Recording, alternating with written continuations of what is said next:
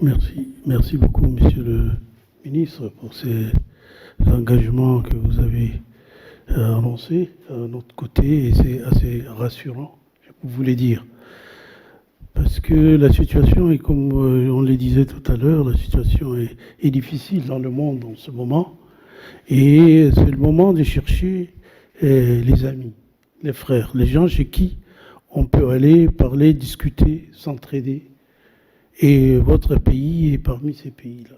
Je pense que c'est très important et nous avons tenu vraiment à venir vous parler franchement de la situation difficile que notre organisation est en train de vivre. Bien sûr, euh, la paix avec les arrêts de certains, la situation au Yémen par exemple s'est améliorée avec les décisions qui ont été prises. On ne voit pas de combat en ce moment. Nous espérons que les choses vont aller à l'avant et que les groupes qui sont connus pour n'être pas engagés trop dans la paix s'engagent, qu'on les voit, ils sont engagés dans la paix pour que le Yémen puisse aller à l'avant et que puisse penser à son développement parce que la situation est très grave.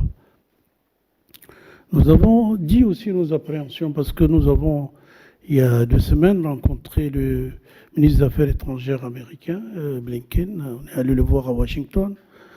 On a vu par la suite le ministre des Affaires étrangères russe qui sont venus passer nous voir et tous, ils ont montré l'intérêt pour l'Union, pour l'OCI. Ça apparaissait dans les discours, mais je crois que c'est dû aussi à la situation difficile que ces pays, l'Europe, vit en ce moment.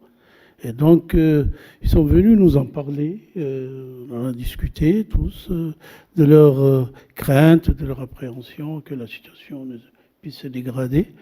On espère que non. Nous, on a dit qu'on pouvait les aider en étant, leur proposer nos bons offices s'ils le veulent. Mais je crois qu'ils ont déjà, ils sont en contact avec la Ligue arabe, avec les pays du Golfe probablement, et donc nous les voyons de loin. Mais cette guerre, elle a des conséquences catastrophiques pour nos pays. Comme je le disais tout à l'heure, des pays ont déjà annoncé leur urgence alimentaire. La question de la sécurité alimentaire se pose avec acuité. Et nous espérons que nous soyons compris, qu'on vienne un peu à l'aide de ces pays du Sahel et autour du lac Tchad, en plus des actions des terroristes. Ils font face à cette question de survie, de véritable survie dans la région. Les Africains ont besoin de l'expertise de votre pays, monsieur le ministre.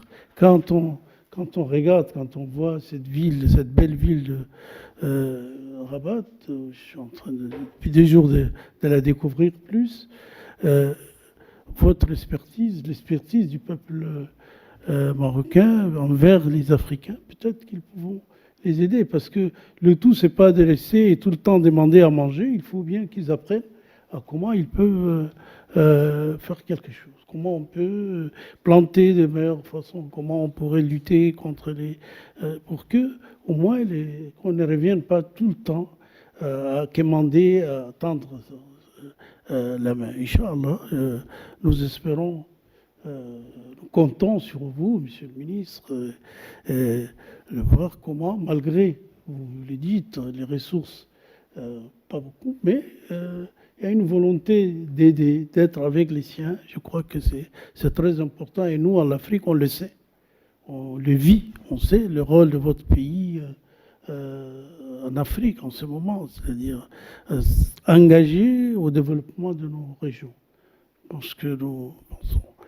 Il y a les questions de paix et de sécurité dans la zone, la question des djihadistes, ça